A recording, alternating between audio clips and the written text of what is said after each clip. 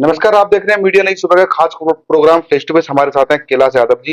वो बहुत बड़े समाज सेवक हैं, आप तो जानते हैं। वो मडावली में, दिल्ली में, एनसीआर में काफी समाज सेवा करते रहते हैं, काफी चर्चा है उनकी। और अभी हम उनसे बात करेंगे हाल ही में महाराष्ट्र में एमएलए का जो मुद्दा चल रहा है, ये भाषा को लेकर के, हिंदी भाषा को।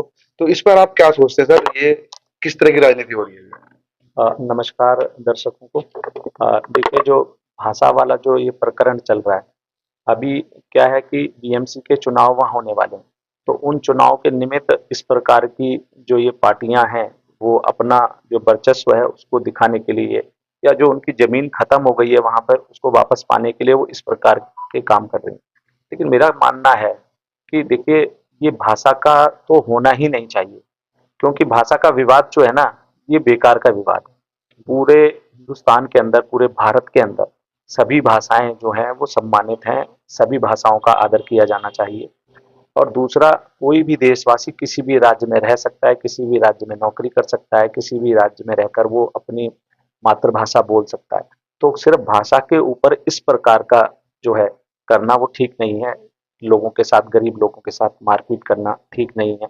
ऐसे जो वहाँ पे महाराष्ट्र में जो हिंदू भाई वहाँ रहते हैं, या जो गरीब रहते हैं, जो कोई ठेली लगा के चला रहा है, कोई अपना रेस्टोरेंट चला रहा है, उन लोगों से ये कहना कि भाई मराठी भाषा में बोलिए, ये बहुत गलत है। क्योंकि इससे एक गलत परिपाटी जो है वो देश में शुरू हो जाएगी। क्योंकि हर राज्य का एक अपना अपना हुआ है। अगर कल को महाराष्ट्र के लोगों को दिल्ली में आने से मना कर दिया जाए, या यूपी में आने से मना कर दिया जाए, बिहार में आने से मना कर दिया जाए, तो क्या स्थिति पैदा होगी देश के अंदर? ये तो फूट पड़ने वाली बात है। और कुछ पार्टियां इस प्रकार की राजनीति करके देश को ही नुकसान पहुंचाना चाहती हैं। तो देश की जनता को ये सब चीज समझनी चाहिए। मराठी मराठी लोगों को भी ये समझना चाहिए कि वो भारत के नागरिक हैं।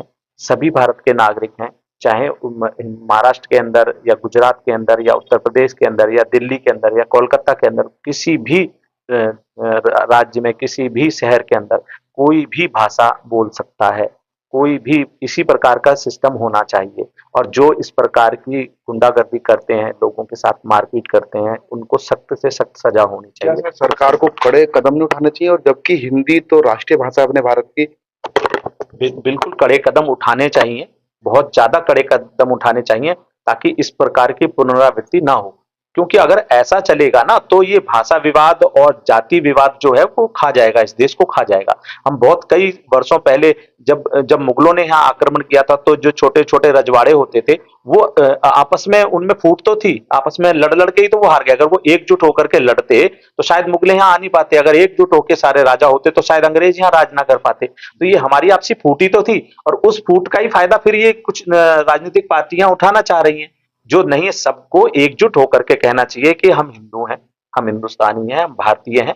और सभी भारतीय भाषाओं का सम्मान होना चाहिए। सभी भारतीय नागरिकों का हर जगह पे सम्मान होना सर चाहिए। इसी तरीके से उत्तर प्रदेश में भी वो एक बहुत बड़ा मामला सामने आया है। जो कथावाचक जो थे यादव जी, यादव समाज के थे, और ब्राह्मणों में और यादव समाज में ये बहुत बड़ा कृत्य हुआ है, जो उनको सर मुंडन करा दिया गया।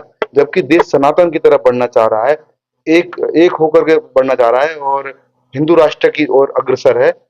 किस तरीके से वो एकता है कि या सनातन बनेगा देश, और जो ये जातिवाद हो रहा है, धर्मवाद हो रहा है, ये अब भाषावाद भी हो गया, क्या कहेंगे? देखिए, वो भी जो प्रकरण उत्तर प्रदेश में जो हुआ वो बड़ा ही निंदनीय था। जो किसी भी सभ्य समाज के अंदर इसको मंजूर नहीं किया जाना चाहिए। जो कथावाचक थे, वो कथावाचक वहाँ कथा करने गए थे, और वहाँ पर जो है जिस प्रकार से उनके साथ व्यवहार किया गया, कि उनका सिर मुड़ाया गया, उनका सिर मुड़ाया गया, उनको गाली गलौज की गई, उनकी बेइज्जती की गई, कुछ और भी ऐसी चीजें सुनने को मिली जो गलत थी। तो इस प्रकार की चीजें नहीं होनी चाहिए। किसी भी को अगर कथा नहीं करानी थी तो कथा नहीं कराते, ठीक है ना, उनको सम्मान के साथ वापस भेज देते। ब्राह्मण पर क्या सर ये ब्राह्मण के कथा साथ से जी, कथा करा सकते थे। भगवान। लेकिन कथा तो कोई भी कर सकता है। जो विद्वान है, जो ज्ञानी है, वो कोई भी कथा कर सकता है। और किसी भी इसमें कोई जात पात का विषय नहीं है कि अगर ब्राह्मण है तो ब्राह्मण ही कथा कर सकते भगवान हैं। को तो सबका अधिकार हाँ, है। कहते हो ना कि कथा कोई भी कर सकता है। भाई, वाल्मीकि जी ने रामायण लिखी, तो कथा कोई भी कर सकता है। जो ज्ञानी है, जो विद्वान है, वो कोई भी कथा कर सकता है। तो इस चीज में तो बंदिश नहीं होनी चाहिए। और इस प्रकार की कथा खाली ब्राह्मण करेंगे, ये भी गलत है। परंतु जिस परिवार ने किया उसको दंडित होना चाहिए, जिसने गलत किया उसको दंडित होना चाहिए। और इसके नाते अगर आपस में मतलब आपस में समाज के अंदर फूट पड़ेगी या समाज में इस प्रकार की चीज होगी तो वो गलत है, क्योंकि एक व्यक्ति ने अगर गलत किया तो उसकी वजह से संपूर्ण समाज को नहीं निशाना बनाना हाँ। चाहिए। अगर एक ब्राह्मण परिवार ने गलत किया उनके साथ, तो इसका मतलब ये नहीं है कि पूरा ब्राह्मण समाज गलत हो गया। ठीक है, ब्राह्मण हमेशा पूजनीय रहे, उनकी पूजा की जाती है, लेकिन इस प्रकार का कृत्य जो करे उसको दंडित किया जाना चाहिए। दूसरा, यादव समाज के अंदर भी ये नहीं होना चाहिए कि वो ब्राह्मण समाज को गाली दें, क्योंकि एक व्यक्ति ने गलत किया तो उसको सजा होनी चाहिए। और अगर ये कथावाचक भी, अगर इनकी भी कोई गलती थी तो इनको भी सजा होनी चाहिए, दोनों पार्टियों को सजा होनी चाहिए। और दूसरा, मैंने एक प्रकरण देखा कि जब ये हो गया, उसके बाद अखिलेश यादव जी ने बुलाया उनको, और बुला करके वहां पे उनको जो है सम्मानित किया और उनको कुछ पैसे भी दिए। लेकिन अखिलेश यादव जी ने बहुत गलत किया मेरी नजर। अखिलेश यादव जी को अगर करना था तो सद्भाव दिखाते हुए दोनों ही परिवारों को बुलाना चाहिए था, दोनों की जिसकी गलती थी उसको भी समझाना चाहिए था, कानूनी तौर पे जिसके खिलाफ कार्रवाई होती है वो होती, लेकिन दोनों को बिठा करके, ताकि समाज में आपस में कटुता ना रहे, दोनों समाज में कटुता ना रहे, कि भाई दोनों समाज को साथ बिठा करके करना चाहिए था, जिससे कि प्रदेश के अंदर और देश के अंदर एकता और संभाव बना रहे। आज स्थिति ये है कि मुझे खुद अपने सूत्रों से भी ये जानकारी मिलती है, गांव देहात उधर एरियो में आपस में ब्राह्मण जो गांव हैं, बहुल गांव हैं, जो यादव बहुल गांव हैं, उनमें बहुत ज्यादा क्लेश है। क्या आपको नहीं लगता कि ये वोटों के लिए ऐसा हो रहा है? यादवों के अंदर ब्राह्मणों के प्रति नफरत पैदा हो रही है, ब्राह्मणों में यादवों के प्रति नफरत पैदा हो रही है। ये नफरत, ये राजनीतिक पार्टियां अपने फायदे के लिए जिस प्रकार से ये नफरत फैला रही हैं वो बहुत गलत है। इस प्रकार की चीज नहीं होनी चाहिए। एकता के सूत्र में सबको पिरोया जाना चाहिए, जो गलत करे उसको सजा दी जानी चाहिए, और समाज को, सभ्य समाज को, सबको आपस में मिलजुल कर रहना चाहिए। जो देश में इस तरह की कृतियां हो रही हैं, आप देश के युवाओं को और समाज के लोगों को क्या मैसेज देना चाहेंगे?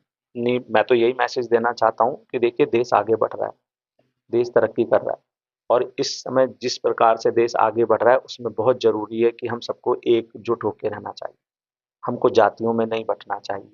हमारे सभी युवा, चाहे वो यादव हो, जाट हो, बनिया हो, गुजर हो, ब्राह्मण हो, किसी भी जाति से हो, एससी जाति से हो, कोई भी समाज, छोटी से छोटी जाति, बड़ी से बड़ी जाति, सब हिंदू हैं। हम सबको एक होके रहना चाहिए, देश की तरक्की के लिए प्रयास करना चाहिए। अगर उसमें से कोई व्यक्ति गलत करे तो उसका विरोध करना चाहिए, और हम सबको एकजुट होकर रहना चाहिए, आपस में नहीं लड़ाई करनी चाहिए। तभी ये देश तरक्की करेगा, तभी हमारा समाज तरक्की करेगा।